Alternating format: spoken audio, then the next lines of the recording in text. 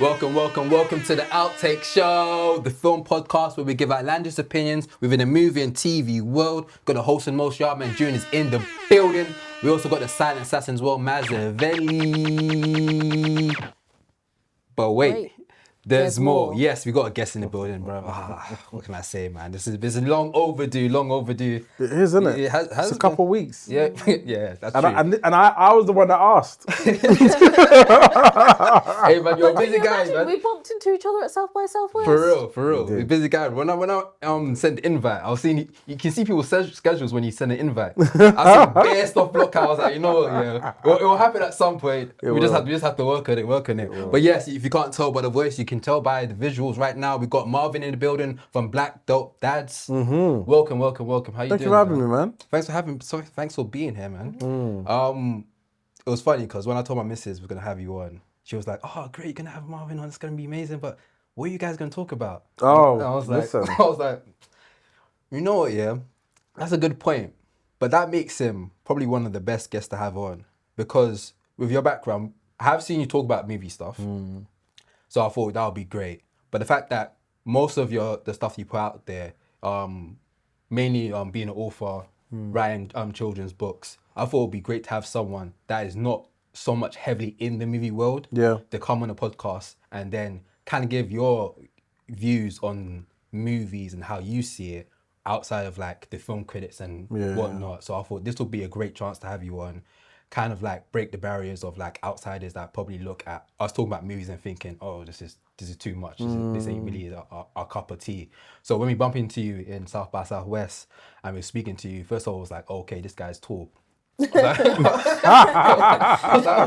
was like, okay, fair enough.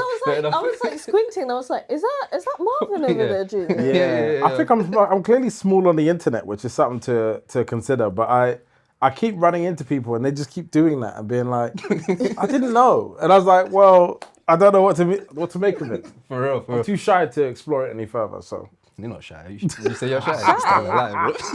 It sounded nice for a second. Why are you ruining my fake smallness? But when we had that small little chit chat, you were explaining like the movies that you really love and really enjoy. And then we found out like you're really into rom-coms, you're really into coming of age films. You even mentioned how like Moonlight is one of your favorite films. Is it favorite films period or favorite coming of age films? Film period. Oh really? I think I've seen it 8 times, maybe more. Oh, sick. Like I watch it. Yeah. I'll tell you what, the films that I love where character development is rich. And it's not just they're rich because they need to tell a complex story, but they're rich because just how they're written. Yeah. And I love nuance in people's personas. Like the reason why I love coming of age is because it portrays black, queer, gay love in a way that even I had never intellectualized before. Yeah. I felt like I got transported into a world that was subtle. Yeah. I think normally when homosexuality is displayed on screen, it's quite aggressive. It's very like intense. And I think people find it difficult to process because male-on-male interactions we don't see, right? Yeah. And that was beautiful. It was about touch. It was about breaking touch barriers. It was about long stares. It was about discovering who you are. And it was about doing it in a backdrop that we know is very unforgiving, right? And so for me, it was just a powerful portrayal. And again, only someone who is gay can tell me otherwise, but for me, it's one of the best portrayals that I've seen for that part of our community. And other films like rom-coms, I think, again, for me, like, I live an intense, hard life. I don't need to watch someone getting their head taken off to, like, be immersed. Yeah. And I feel like experiencing and observing how people connect, I found quite profound. Okay. So Eat, Pray, Love is one of my top 3, and it drives people crazy. Eat, Pray, Love. Eat, Pray. Yeah, where she goes through a divorce, and then she basically goes on holiday, and then she's just exploring herself. One of the big things was just like she goes to Italy and she enjoys the beauty of doing nothing. Dolce far niente. See? Yeah. So the idea of like, and obviously it's through the lens of a woman, but being in your 40s, being in a marriage, divorcing that person, and then going on a bit of a tearaway moment where you're like, she dates a really younger guy who's played by James Franco. Yeah. She knows that's not going to work, and then she goes on a journey to rediscover herself through basically a Vipassana, a retreat of service. At the end of that retreat of service, she goes to Bali. She falls in love, doesn't trust herself. Oh, sorry, she goes to Italy first, right? Yeah. And she basically eats her way through her feelings. Yeah. Then she goes to a spiritual home, and then she goes to Bali. And in Bali, she falls in love and she fights it, and then finally gives in. The actual true author's story is even more incredible because I think she goes on to fall in love with her best friend, who's a woman who's dying of cancer, and has a whole nother life. So for me, that's a richness. It's a journey of a richness of character, of depth. It's not like a love story like Notebook, where it's like, it's a lived experience. Yes. Someone goes through, like, I think the good thing about great writing is that it's not someone just telling a story, it's someone telling a life. Yes. Yes. Yeah. And how other people's lives anchor that life, right? And I think it doesn't require it to be dramatic. It just requires it to have truths in enough of it that you get to relate to it. So I love Eat, Pray, Love. It's just the most random film ever. And everyone looks at me like, Yeah, I've what? actually never heard of that. No, film you've before. got to watch it. It's Julia actually Roberts. really good. Yeah. How old are you, by the way? 31. Okay, cool. You're at the ideological stage of life, right? That's interesting. Expand. And so I just think in masculinity you go through journeys, right? And I can't tell you where you're at. I would invite you to believe that could be so. Yeah. And what will happen in the next 10 years is that you have to destroy that idea and develop a new one, right? Okay. And every man goes through that journey, but some of them get stuck in each of the transition phases. So I would say at 30, I believed in the presentation of what life should be for men, right? Black men, family, people, all of those things. And I was copying somebody else's idea. The day I decided that I would like to create one that actually worked based on who I am, I had to go through and psychologically kill off that version of who I was to create a new version. Okay. So I think when you're at that version, you relate to different things and ideas. When I got to like late 30s, things like Eat, Pray, Love became a soundtrack to doing the difficult work. Oh, fair. So it became a thing for me. So what would you say that would apply to like your movie taste? Would you say that when you was younger, you was watching a certain type of stuff? Were you doing the bang bang shoot? Yeah, like I would just love anything black. So, you know, I'm watching Boyz in the Hood. Like I'm watching anything that's black led or just incredibly powerful. So, you know, Shawshank Redemption was the first film I sat and watched in my I might have been pre-teens. Yeah. And I watched it by mistake. You know, I was with my mum in her room and she put this film on. And in my brain, I'm like, you know, like Songs of Praise or something comes on. No disrespect, but it's like, it's serious. And I wasn't there, but I was hanging out with my mum and I carried on watching and it was a bit slow and then it was a bit violent. Yeah. And then the end was so rewarding that it made me realize the power of cinema in the patience that it takes to watch something that you don't know where it's going for the giant payoff at the end. And I just felt like cinema was the most powerful medium because up until then, music was the only way that I got lost in the world. Yeah. And so Shawshank Redemption was my first proper film to watch. Okay, that's interesting. Because for me, like, I was the same. I watched like Pulp Fiction, which is like kind of like a really like raw, fighting, bloody like movie. But like it kind of taught me like stories can be told in a different way. So that kind of expand my brain of like, okay, you can get a little bit creative with storytelling because it was non-linear. Obviously, the story is kind of bouncing around. It had different story arcs. It had different chapters. Or like, oh, this is new and refreshing. Just touching on like film as a whole, because you mentioned how this like entered you into like the movie world. Like, of course, you've got children now as well. So like, how would you introduce them into the cinema world? So I think film is a great medium to teach your kids stuff about life, right? And I remember watching Boyz in the Hood and discovering things like gentrification. Yeah, you know what? Yeah, I think that was one of the themes that was heavily in the film that a lot of people kind of brushed past. Yes. Because what was it when he what's his name again? What's the actor's name again? He took the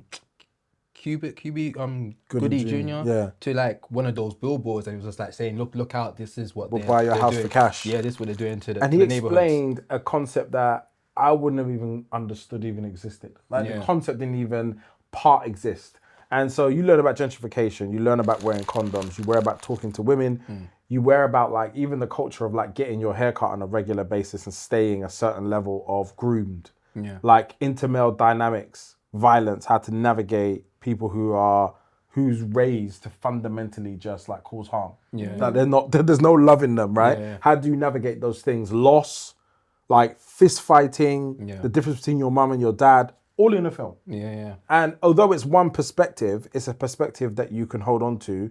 And also because it's played by like great actors throughout, Cuba Gooding Jr., Ice Cube, and by the way, these are not the top of the field, but they are solid actors. Yeah. Ice Cube, Cuba Gooding Jr., Morris Chestnut, Lawrence Fishburne, and Angela Bassett. Yeah. Like Nia Long. Nia Long was in it as well. Yeah. Like that's black like royalty. So it was profound to learn things through such a medium. Yeah. It's funny you mentioned that film. That film was probably like a good 20, 30 years ago now. Yeah, do I'm you definitely think, showing my age. Do you think there's any other films within that are now in present day that you will relate to in that scope?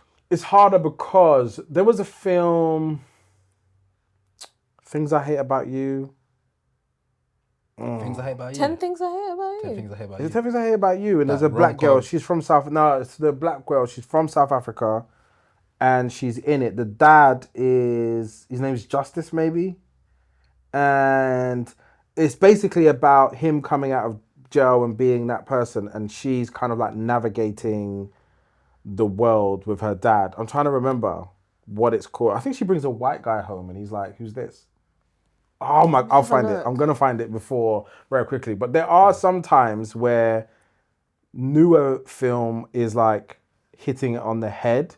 But I think what it feels like to me is that newer film feels like an episode of Moesha. Yeah. And that's not to disrespect Moesha. There's a room for Moesha. But I feel like the level of production, acting, storytelling is more about delivering something within a budget and a time scale than it is about telling a great story that will last. Yeah. And I rate the low budget 90s films more than I do the like higher budgets, but now. Like I think with 500,000, Spike Lee did more than, films that do 5 million today. And I think that's become a bit of a problem where the quality of delivery just isn't there. I don't know if there's like, if they want to send those type of messaging as they did before. I think maybe nowadays it's more of a scared to rock the boat type thing. Yeah, or it'll just end up in a sex scene, right? And I think there's a sex scene in Boyz n the Hood, but it's not the first thing I think about. Yeah. I told you all the things that I remember. I haven't watched it in over 7 years, right? But I can tell you all the anchoring points about it. And sometimes I watch stuff and I'm like, I feel like you're trying to keep my attention rather than take me on a journey. Yeah. I'm a cinema person. I'm not just a film person. It's like cinema, which is different. But I think that's what we kind of have been starting to realise is people underestimate the power of black audiences in cinema. They feel like just give them this and it's okay. But we've also seen a transition of it with My Father's Shadow, which was one of the biggest films both of last year and this year alone, winning a BAFTA. And that was a story of like seeing grief and political turmoil and all of these other things. Fatherhood as well, like trauma as well. That film made me cry. It was probably the worst time to watch that film because I watched that film probably like maybe like a month or two after my dad passed. So I was like, why did I do this to myself? But I think those are the films that, but there's not so many of them. There's so little of them, and when they do come out, they don't really get like budgets or like promoted enough, especially within the community to go check it out. Like they come in cinema for like 2 weeks, and then go away. Do you know what? The last thing that I got moved by profoundly was American Fiction. When it finished, You like that film? That film has a lot. That has mixed opinions on it. So when I finished American Fiction, I was in like an everyman cinema, and I just sat there for a minute, and I was like, I just had an experience. I call it aliveness, right? Like, who can make me feel alive and remind me that I'm living? Yeah. And I felt like that film captured that in a couple of ways, right? I think I just feel like we don't talk about that kind of loss and what it does to families. Like, maybe that's, again, a generational thing. That's why I don't mean to diminish where you are in life. I more mean there's a point where you become the adult to your parents. I am the man amongst everybody, right? I'm the adult. So the things I have to think about and the way I have to move is just so different. Yeah. And that film really reminded me of like how the family fractures, and it's like he was the chosen one who kind of went off and he's not even happy about himself. Yeah. And they despise him because of who he is, but he doesn't even like himself, right? Yeah. And then what that does to like fracturing families, like him and his sister died. And you're just like, huh? Only The Wire kills off characters at the moment that you love them, right? Yeah. No one else does it. It's such powerful. It's like you're in The Wire and it's like, oh, I really like this dude. Can't wait to see what happens next season. It's like animes all over again. Yeah. And then they've got like this random montage, and it's like, I don't want this montage. I've just got to prove it to someone. So I think it did that for me, and I felt it was a really good just film to watch. And I think that's what I miss, where I can get lost in something and I feel it's more real than just someone portraying something to me, and I just really liked it. Nice. What would you say is the films you list? If there was like a list of films, what would be the films that you list to your kids to check out? So one of the ones that I watched with my kids the other day was Crooklyn by Spike Lee. And Crooklyn is a film about a family, and I think there's like 4 or 5 brothers, a daughter, there's the mum and the dad. By the way, the dad is it Lawrence Fishburne? Who is the dad in Crooklyn? Again, now I'm mixing people in a way that probably is deeply offensive. And the cast... We do that all the time, don't worry. Okay, good. I got Delroy Lindo, sorry. Yeah. Delroy Lindo in Crooklyn, feels like the perfect archetype of the fallible dad. Right? You're there, you're trying, you're failing, but you're in denial about it. It's not violent. It's not like anti the mum. It's just pro himself. He wants to be a musician and he doesn't want to get a job that kills off that last bit of creativity because it's the only thing that he can protect and own, right? Yeah. And there's an expediency to like look after this family who are in a giant like house in Brooklyn that's got 4 stories and there's 5 kids, and it's just the neighbors and the culture of the neighbors. But in the end, I don't even want to ruin it for you, but it doesn't matter because it's too old to try and preserve. But like in the end, the mum... That's a statement. Yeah, it's been around too long. If you don't get it, it's up to you. It's your fault. Yeah. And the mum passes away. Yeah. And it's the daughter's like experience of being the woman of the house at like 11 years old, right? And it's just a beautiful film. But how do you... Do you know what I'm asking? How old are your kids? 10 and 8. So when you watch a film like that and there's obviously death going on, there's obviously some adult themes. Like how do you break that down after watching? Is there like a conversation? A debrief after watching the film? Of course. And to be fair, sometimes it happens in real time. If it feels big, I stop and explain it. Like for me, I think a lot of people fear introducing things to their children and this idea of robbing them of their childhood, right? But what I'll tell you is that your kids see everything. Yeah. And if you don't give the language to what they're seeing, I think it's more problematic.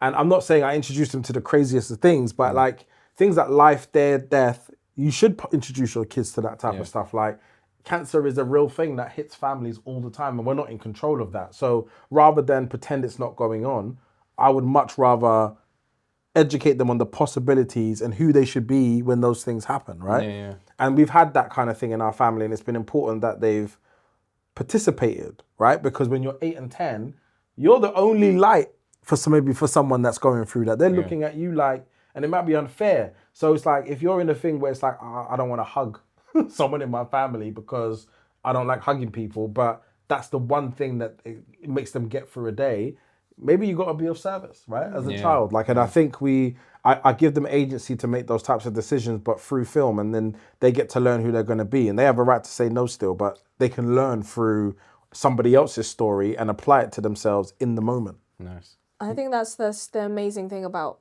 film is that it's an instrument of knowledge. And that's why you're able to easily corrupt someone's mind or push them a particular way and push a particular agenda. When it comes to monitoring what they watch, what's that like? Because film and TV go hand in hand. Absolutely. We're really, really strong on the what's appropriate content and not. And it's something that gets reviewed on a regular basis, right?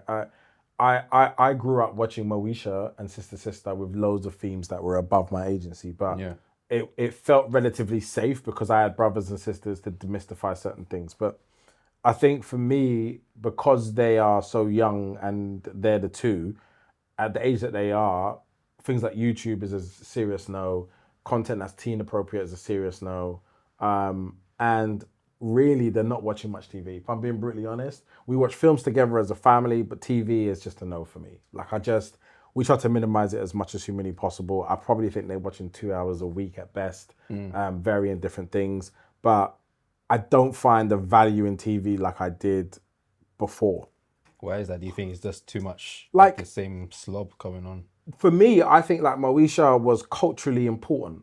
The nuance in watching a Moesha episode is so tiered and layered about representation in a certain way, but it doesn't exist in the same way now. I think the show that they were watching was maybe one of the Wayan shows, and Essence Atkins was in it, like a family show, and it was good and it was fun, but it's not the same.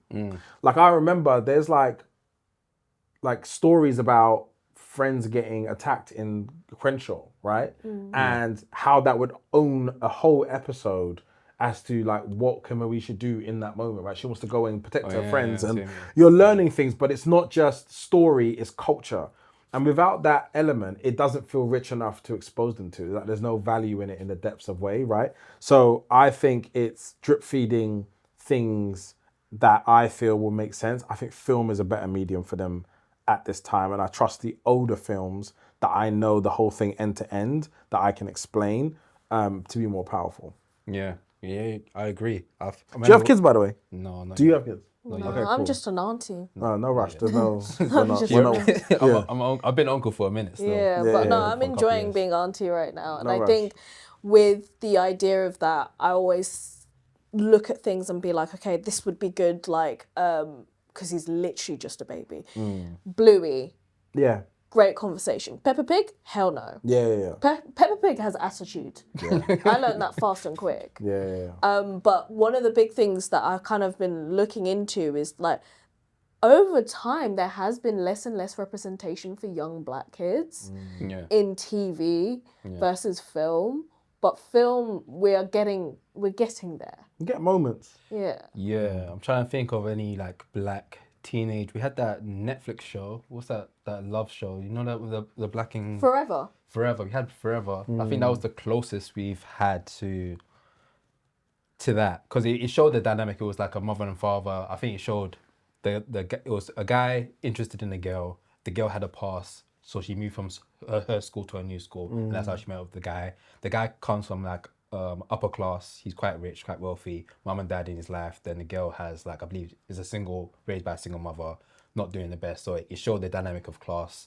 It showed. I think that's really it. It really locked into the themes of class and romance. I don't think it dove into being a kid and like the other elements of the themes you may encounter. I think that element's kind of been missing. I'm trying to figure out why we don't get those type of lessons in films or in TV shows. I remember watching like Smart Guy, and you remember Smart Guy on Disney Channel? Like there was, I think it was an episode where the brother was interested in a girl that had like a past, and I think it was like a 2-part episode where it was just explaining like people lied on her and said that she had intercourse with this guy, but it wasn't true, and it was like more of an educational thing opposed to just like entertainment. Yeah. So it's interesting that we kind of like went away from that. I'm trying to think what could be the reason for that. Well, I would say that the loss of black 90s TV, which was obviously heavily US focused, and by the way, we have things like Baby Father, which was Baby Mother, are 2 shows that were in the 90s that were profound in kind of like mirroring our culture and our way of being.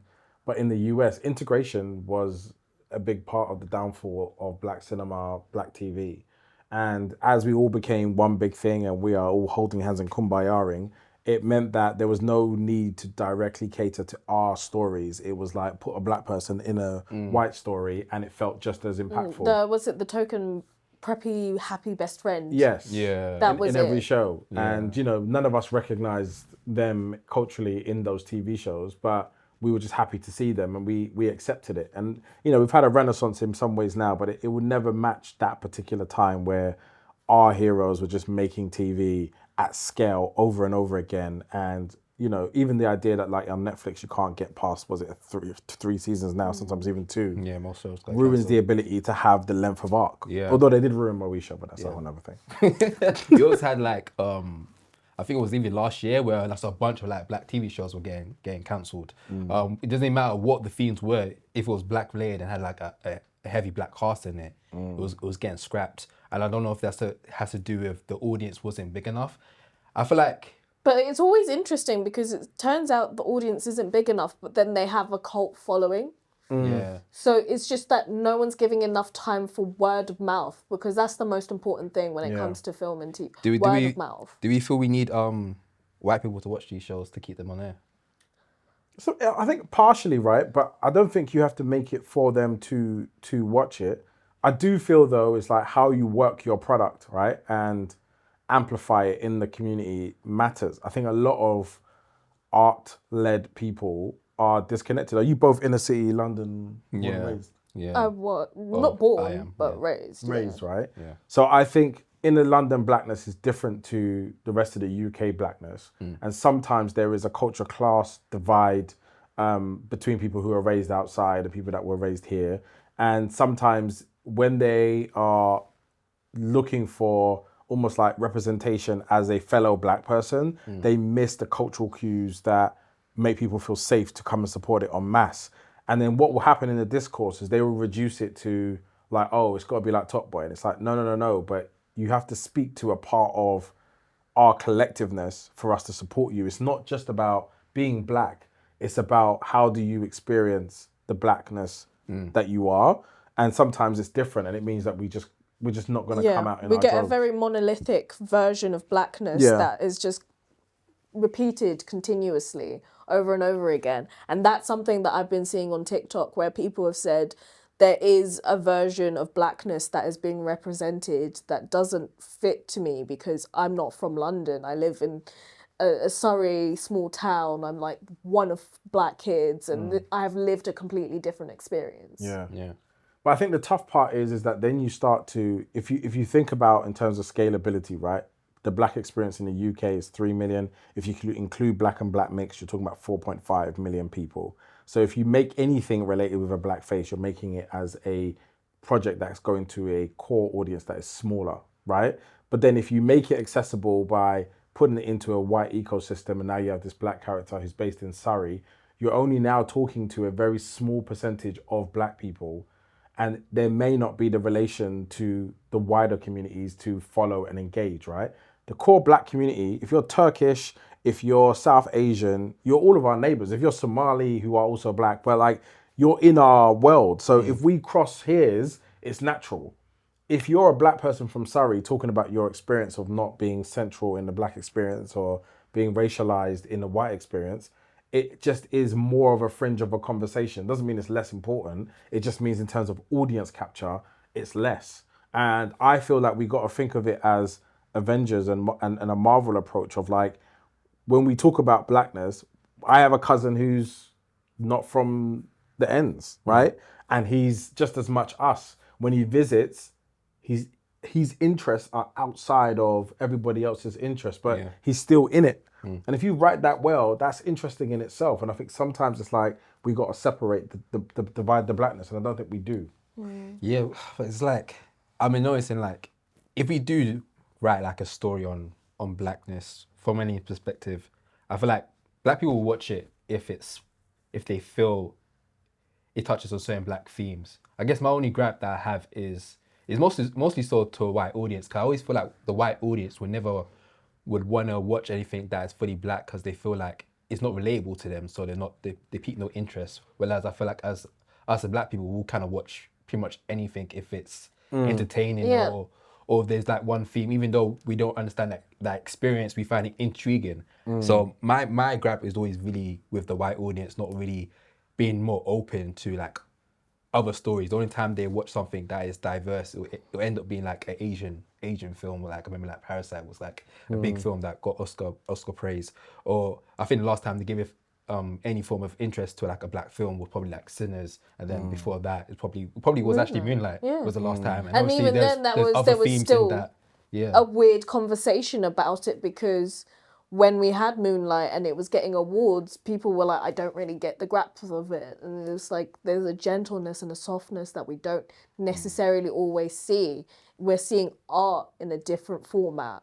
Still art, but in a different way. Yeah. And one of the things that I've kind of been talking about is a lot of independent films. So there's I Love Boosters, Is God Is, and then One of Them Days, which ended up being distributed but like these are films which typically are honed down to be just black cinema, but there's a wider story being told here, and you're seeing it work in the US for wide audiences outside of just black audiences, but in the UK we're not even getting a chance to have it because it's just automatically labelled as black. But I think what ends up happening is that black creatives start to intellectualize audience focus, and then it impacts what they're making. I think if you make something that's compelling, you can relate it. The marketing of it is completely separate to the creation of it. And I think too often the marketing is embedded in the creation. I can't sit there and compose something and think, oh, where in this is the white person going to understand what we are doing, right? And I think if we're communicating our experiences and it's beautiful and it's the language is appropriate and moving, I think people will capture it. And I think that's where the purity is important. The purity of the process is I need you two to focus on making it, and I need a team over there to focus on selling it, right? And if you want to talk about a particular 4 minutes that I don't really care about as a priority to get massness out of it, that's fine. But what I don't want to do is have that marketing person in the creative process defining how and why this piece of art needs to be communicated, because the story should be the most important part. Yeah. And you came from an advertising background, right? Yes. Do you think that we've seen a change where marketing has now influenced the creative process so much that this is why we're getting these results? No, I honestly think capitalism drives all things above and beyond, right? And there are moments where there are focuses on different things, and a focus may be on showing that you are an inclusive brand, or that your brand has a place in the homes of black and people of color, right? But it's all just down to money. If you prove the business case, people give you money. If you think about it really simply, it's I need to give you 1 and you need to bring me back 10. If you can prove you can do that, I don't actually care the vehicle that you say you're going to do it in, right? But if I start seeing your process and in it you're not considering my 10, that's when I get involved. And I think people need to understand the purity of capitalism, which also taints art. But if you're going to go art, you may have to sacrifice your relationship to capitalism. And it's always a balance, right? But I think, and Jay-Z is not the best person to quote, but when he talks about his art process, because he's made so much money, it offends people who question his art process, because it's like, how can your art be pure if you make this much money? And that, for me, that's like a post-slavery syndrome, because I don't think he sits there thinking, I need to sell this album, so I'm going to do this pop song with Alicia Keys. Alicia Keys is actually his friend, right? Yeah. I'm making a song with my friend. And I just think when you stick in the process of creation, you then will find those moments, those gems, those moments happen. I think when you center those moments, it's a distraction from artists making money. So you've got to choose for yourself what your focus and approach is. For me, I love to focus on the art, and I will consider commercial outcomes as a part of how I communicate whatever I'm creating, but it's not why I exist. I actually can't operate from that place. It doesn't move me. Can I just say something? Sorry, I don't like you being here. Sorry, do you want me to just... I need to know that we're... There we go. I'm nodding away, but it's just like... I feel mad disrespectful and conscious of how much I can't see you. There we go. So I'm just going to go back a little bit so I can do this. Is that right? No, I didn't want to direct your shit, but I was like, where are you? I'm just here. That's fair, we can see you live and direct. I was going to talk about... Because we're talking about marketing. I feel like there is some black films. We spoke about My Father's Shadow. There's another film. There's a Nigerian film. Clara. Not Clara. It's been out. The Guinea Fowl film. Oh, On Becoming a Guinea Fowl, which was an A24 film. Yeah, but it's been talks about A24 and how they treat like black foreign films. Obviously, they will distribute these films, but the way they market it is not as much as others. So I was wanting to see, obviously, with you coming from a marketing background, is like, what are your thoughts on them trying to push like foreign films? Is it something that we need to do ourselves, or can it be done? Can it be done by like a network or a distributor? No, it can be done, but you need people like We Are Parable. You need versions of that that come from specifically a marketing lens, right? To be consulted into how we market those films. Like I just was a part of the scary movie movement, right? And it's so interesting watching how when Paramount really cares about something, what that feels like. Yeah. And it feels ever present. I haven't been able to move a squirm without it being projected into my feed and being reminded, and my friends are interviewing them, I'm interviewing, like it's just everywhere, right? Yeah. And that's money, that's also time, but that's also belief in a project. Sometimes when these films come in, they have to go into a pipeline. If you have someone like We Are Parable, which has a community at a push of a button, they say we're screening a film and 250 people turn up, then it makes it a vehicle. So they've moved into distribution. Yeah. If they are able to advance their marketing approach, then for them being able to know what podcasts these people need to be on, what ads they need to write, like being able to focus and create a campaign is important. That lack of expertise is why so much of it doesn't hit.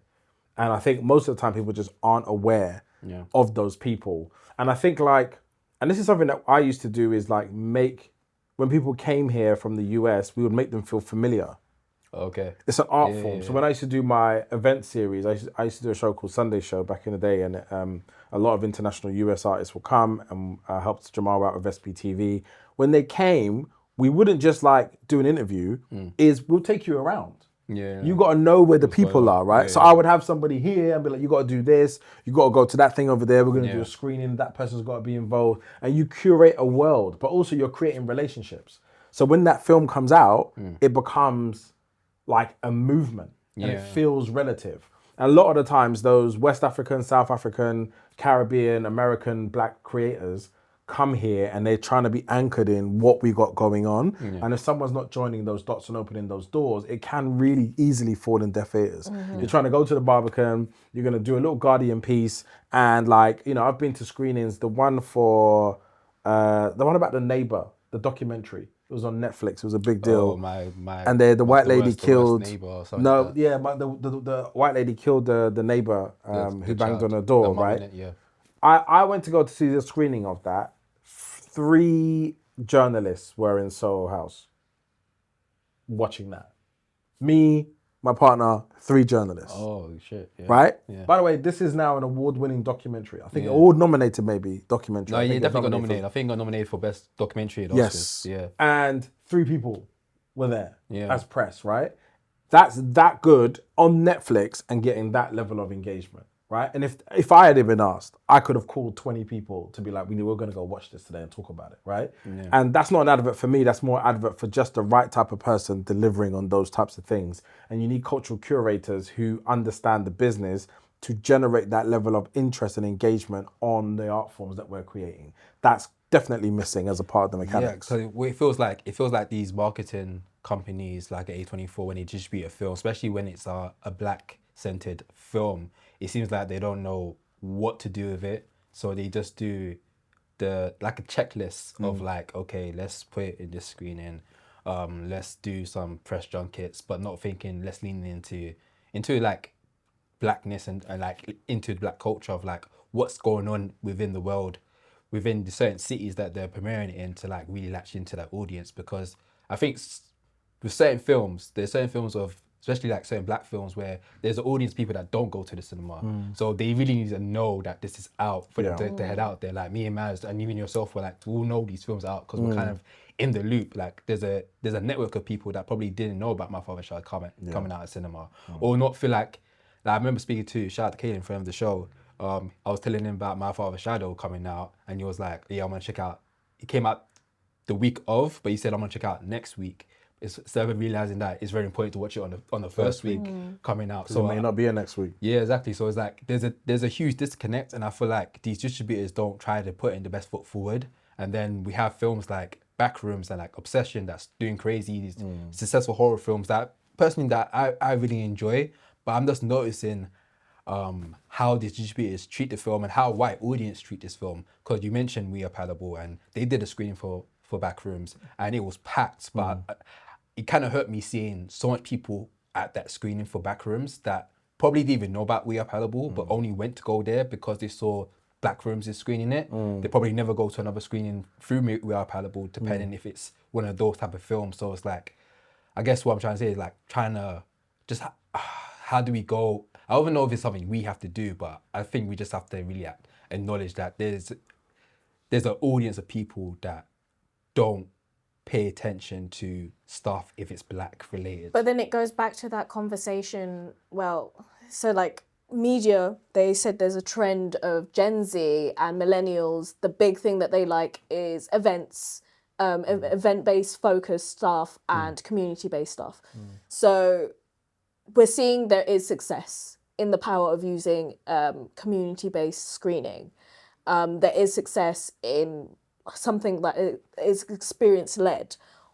That's the disconnect that we're seeing. So if you're having a film with, let's say, Kiki, maybe having Kiki do a live podcast with the receipts for I Love Boosters, so then they can connect with the audience after the screening. That is how it would work. Yeah. But for me, again, it's all about strategy, right? And I think the thing about Black people is you've got to tap into layers of their consciousness and their crossover points of their passions. And if you know how to do those things, it becomes really easy. Again, Scary Movies did Filthy Fellas and was involved on a podcast. They did mine, which was about fatherhood. They did The Bus Lady, right? They just spread it. And that's, for me, that's a strategy in terms of hitting conversation points where people live. That's not just going out and picking influencers and being like, you're the top 10 biggest, do you want time, right? It's like, where does this need to live and where does this need to reverberate? Who's going to anchor this in a way that when they advocate it, you trust that person's word? And I think that just becomes incredibly important. So I would say and I'll challenge you both actually, is that now that you have this platform, every single thing you have in film that doesn't work, you have a right to create an answer for. Right? And the reason why I have become consistent in the work that I have been doing is because every time something didn't work for me, I built something for it. That's the only reason why. And at some point you realize that you consistently are known for delivering outcomes. That means if I give you £1, I'm going to get 10 back. So what do you want? Right? And then you can start demanding that we want this as an exclusive. We want this as a priority. We want to make sure we have an hour with these actors. Like that then changes the conversation. So making the service is a front end to all of this is the best way to be able to do it. That's well said, actually. Challenging you though. I'm low-key It's giving, what's it, the Bible verse where the man was given a talent and he was supposed to give 10 talents back and he didn't do anything, he just buried it. I mean, that's what we try to do, at least. We'll always try to highlight certain films and kind of push those films out there. Obviously, the engagement doesn't show that I think... Well, you're saying this, it's changed. You know what I mean? Like, we had Widow's Bay, we've been doing a review on that on Apple TV, and I think that's been our biggest one. Obviously, it's not Black-led, but it's been seeing the numbers. We've also had, like, recently interviewed Akin, who did My Father's Shadow, which was a really big moment for us. And that did really well. And so we're slowly getting there. So it's more just like trying to find our foot. I think that's what it is. It's like we're doing it, we're getting here results, but it's one of those things that we just have to keep doing, keep loading over and over again. But it's also trying to like understand, because right now we're still in the beginning stages. Like we're still trying to. How long have you been running? We're doing it for 4 years. Oh no, you're not in the beginning stages. When I say beginning stages, like I feel like now we're hitting like a tipping point. Okay, cool. As in like we're getting more people coming on the show. Obviously we've got the studio space. More people are talking about us, whether it's good or bad. Like we're seeing that there's a rise right now, opposed to us just doing our thing and people are like whatever. Now when we do something, there is some form there is some sort of reaction behind it, which has been great. And I think, to your point, now that we've got that reaction, now we can have a little bit more of that power to be like, okay, let's make sure we should be the ones talking about this film and pushing out this film and kind of like highlighting X, Y, and Z. But I guess it's more of just like a fight of like consistently doing it and not really relying so much on results, but kind of doing it because this is what we are on a mission to do. Yeah. So like we'll talk about certain stuff and you may not get the biggest engagement, but it's like it's something that we to our hearts really want to talk about. And I think that's what kind of separates us from the other content creators or movie content creators, I should say, or movie reviewers, because they kind of are in this like eco of like talking about what's kind of trending and kind of like what's popular, the big blockbuster films, whereas we will lean back into like the indie films or like the films that kind of have more of a black audience attached towards it as well. How do you feel? I feel like The past That was 6 such a months? that's such a therapist question you just asked. And the way you turned your head to it as well. The past 6 months has been like a lot. It's been very different. And because like both me and Junior have had stuff go on outside of this as well. Yeah, it's just like more so for you than me. We haven't really had time to adjust. Yeah, it's definitely new. I think for you it's been a lot. Is it safe to say It's been very intense. It's been a lot. I think there's a different tone to it when you're a woman and you're in a space that's typically male. Yeah. People like to box you in, and if you don't fit that box or you suddenly go off rear, there's an issue. Yeah. And so it's a lot of adjustment. But one of the things that I learned from last year was I found myself almost muting what I really wanted to say, and I don't want to do that. To whom? Who was you muting? Not muting, but being palatable. And Who I don't being palatable to wider audiences, to when you're creating content. Yeah. Okay. And I didn't want to do that anymore because it just didn't feel authentic, and like I was starting. But I think that's the thing. If I know it didn't feel real, it just didn't look real either. And now that I am being me, I think this is where we're seeing things. What was the catalyst for choosing to adjust how you were communicating? Did something happen? Nothing changed. It was just more like I was looking at myself and I was just like, this doesn't feel real. But was you real in the beginning? In the beginning, yeah. And then what happened? We started getting invited to a lot of things. Yeah. What happened is there was a clip where we was giving Outtake's all about giving like your opinion, outlandish opinions, just like saying how you feel. We said something on the podcast that maybe some of our peers were like, oh wait. Well, we said a few things actually. You said a few things, and one of the stuff we were talking about, we were talking about like self-promoting videos in content creating. You know, self-promoting. Yeah. So when someone says they would normally do like a hook, then after the hook, if you want more videos like this, be sure to like follow. Baz basically explained how she doesn't like that. Obviously, some of our peers do that. Some of them took offense to that and became like a thing. And I guess is that the main one? There was that, about? and also the conversation about Jamal. Oh yeah, talk about Jamal as well. Yeah. What happened with Jamal? We spoke about it. That's it. We spoke about it. That's the thing is. Hold on, wait. Because I said something about Jamal. This is going to become the anti-Jamal podcast, and this is not where it's going to I be. like Jamal. Okay, cool. So me he too. liked it. So I just said that ultimately I like the idea that he's divisive, but some of his arguments need to be more well-rounded. And then what happened as a result of that? Some people just didn't agree, thought it was too much of out of the way. The thing is, in our like niche, and I'm talking about like movie content creators and like film critics, they don't really like people. What I've noticed is no one really talks about other people. It's normally like the film. We like to criticize the whole shebang, the whole thing. So when we came back, we took a break. We came back, we started recording in the new studio. Shout out to the new studio, space looking great. We started talking about everything we wanted to talk about. And obviously Jamal was a huge topic, which I think he still is. Like he's still doing his thing. So like when we came back, we've been speaking about Jamal off camera. It was like, okay, let's talk about him on camera. Like the conversation was, is he good for the film community? I said my points. You said yes or no? I said he is. No, just yes. Yes? Yes, it was yes. And you said no? I said no. Okay, cool. Yeah, and that was conversation. I gave my opinion of like what I like about him, what I don't like about him. Matt shared it as well.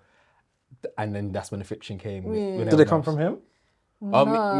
He responded. But I think he's entitled to reply. I think if you're saying something about someone, you're entitled to reply. Yeah, but then everyone else was like, oh, you guys are being messy. And I'm like, how are you messy talking about something that's on the internet that and also you're having conversations about it off camera. Why can't we? Was there any love present in the things that you were saying? No. Well, then that's where the mistake happens, isn't it? There was no love. But do you put love when you talk? Well, you spoke about Jamal as well. Was there love in there? Yeah. In what 1,000% is love. In what sense was there love? Jamal is brilliant. He's intelligent. He is well-rounded and understood in terms of what he talks about. Yeah.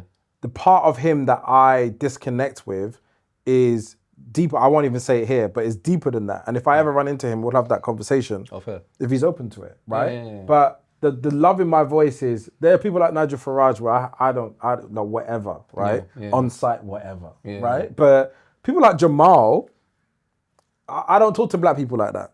Do you know what I mean? Yeah. Because I understand that's enough to be like, either you're coming at it because you're on a hustle. I don't think he's on a hustle. right? He has a winning formula, which is different to a hustle. If he's not, a winning formula is different to a hustle. I feel like, I think before when he first started, he was just, I think he was touching on topics that no one was touching on. I thought he was open the conversation, which I think we need sometimes. We need a little bit of shaking up. Even if I don't agree with it, I like that we're bringing in the conversation. I think now he's talking about everything. But if the love but he knows there's money behind it. But if the love isn't present and you don't have a relationship, you then create an adversary, right? And if that's not your goal, then you're wasting fuel and energy.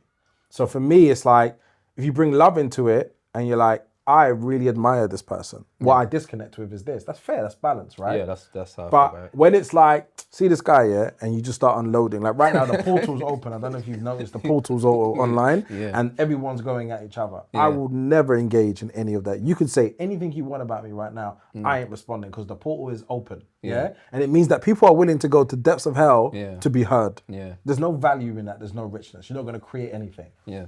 I wouldn't overly concern yourself when you are being integrous to yourself, that you say things that move people. Just remember to put the love in it and deal with whatever happens. Tell her again. So happy she was going through it, man. Tell her again, man. No. It's not for you to go through it, and it's definitely not to challenge it, right? Because what I love is that you have an opinion, right? And I'm not some of those people that believes in opinion above all things. Like some people shouldn't have one and should shut the fuck up, right? But I feel like for you, having an opinion about somebody that you don't relate to, speaking to that is powerful, right? The love has to be present in the sense of, I just feel love is about creation, and I would like Jamal to make adjustments that prolong his time on the internet. Okay, so right? Whenever I'm constructive or critique someone, I don't say it in a, I don't like them and that's it. I'll say, I don't like them. This is why, and this is how I would improve it. So, for example... But that's judgment now, come on. That's judgment. That's judgment. That's judgment. I don't mean it intentionally, but like, it's like... But are you saying we can't judge? We have to judge with love. Look, how do you judge with love? Judgment is a realm which creates an adverse response, right? Judgment, I don't think is healthy. Love is like, if I felt like I had feedback for you two, I'd come on your podcast and talk to you about it. Yeah. That's my values, right? Yeah. And in that, I would create not only a relationship, but I think you more likely would hear me and make those adjustments. Yeah.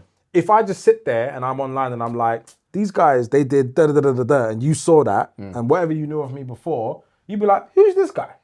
Right? Yeah. Your feelings would be to protect your thing rather than it would be to create from the back of what I'm saying. So I talk about effectiveness. I want to be workable. I want to improve people's outcomes. Jamal is a net positive for the internet, right? If he was to make the adjustments that make him more appealing and more representative of how we feel about certain things, it wouldn't be authentic. Even if it's not, but people go on journeys and he will land where he's going to land. Yeah. At some point, it's going to land for him that what's unworkable is unworkable, right? But for now, as I said, he's not on a heist. He's on a winning formula, which is different.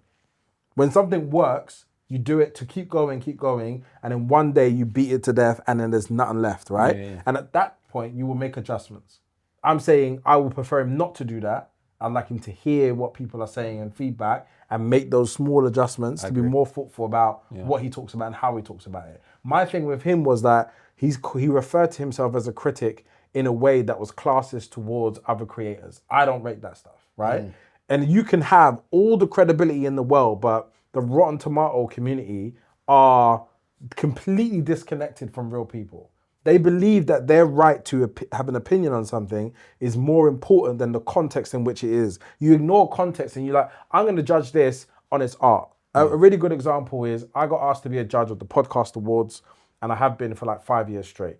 Congrats. Every time I'm in the group talking about a podcast, I say, define best to me. Best podcast of the year, define it to me. Because if you're going to do it on the lens of who has the best camera setup, who has the producers, it's always going to be BBC, Global, 3-4 people, right? And one year there was a lady who had done a environmentalist podcast, right? Super dope woman. And I looked into this woman and she was making this podcast out of the scratches of her cheeks, right? Making it out and figuring it out. And did an incredible job of educating people on how environmentalism is impacting black people.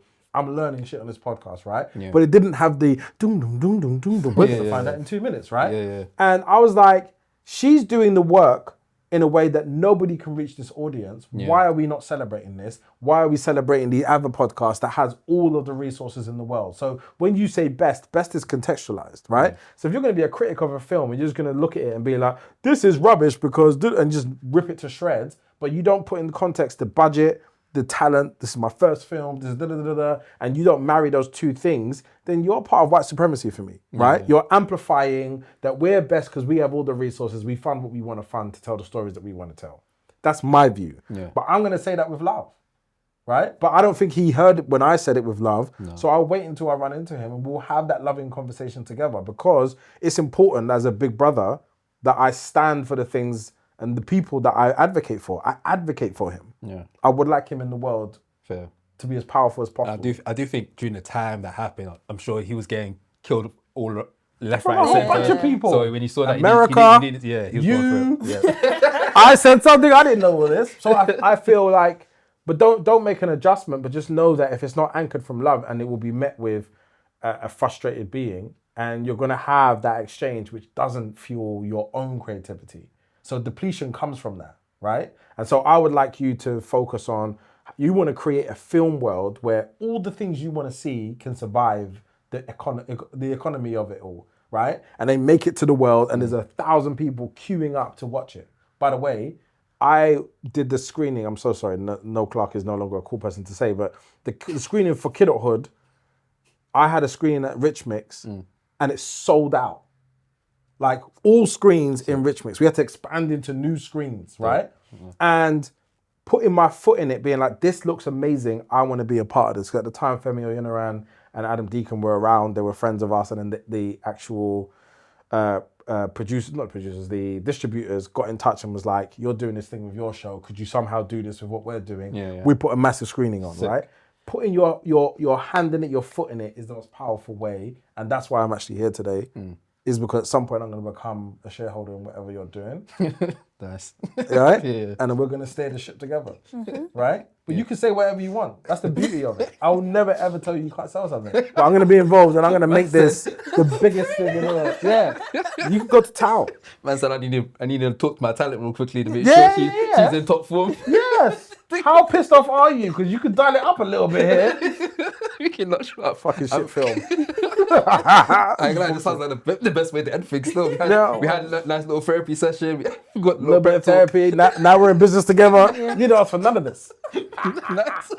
My brother's gonna comment them below and be like, finally! Oh, is it? Tell him to email me, man. He can hit me up anytime. Fair. Oh, Marvin, man, thank you for coming down, man. This has been a pleasure. Yeah. Before we wrap up, just on a light note, can you name like any top black TV dads? Oh, my top black TV dads. Furious Styles, Boys in the Hood is really, really high. Pursuit of Happiness, Will Smith, Will Gardner. Good. Crying again. Yep, big Crying time. I think that was the first film I cried at. When I was Really? The first film I ever cried. I remember crying, I was like, whoa, this is weird. I had to go to the bathroom. I was watching my mum, went to the bathroom to cry. I was like, oh shit, what the fuck? Why did film make me cry? Yeah. Yeah, that was a good film. Lawrence Fishburne in Matrix. Ooh, that's interesting. Yeah. That's Neo's dad, yeah, bro. basically, yeah. That's Neo's dad. That's good. That's a good one. Yeah, he's powerful. Delroy Lindo in Crooklyn is huge. And there's a lot of TV dads like Uncle Phil, Michael Kyle, Desmond from Desmond's The Barbershop Show. There's like those men gave me a way of being relief, funny, and powerful. Yeah. A balance that I'd never seen before. I'd never experienced it in person. And so because of them, I'm crazy with my kids, but I'm strong with them at the same time. And I think that gave me a style of parenting that I can really get my teeth into. So there's tons, but I think Furious Styles is probably number one. Because he was the man that we all wanted to be. Well, Marvin, it's been a pleasure having you on. My G. Thank you guys for watching. Thank you guys for tuning in. This is the Outtake Show. Until next time. Bye. Peace.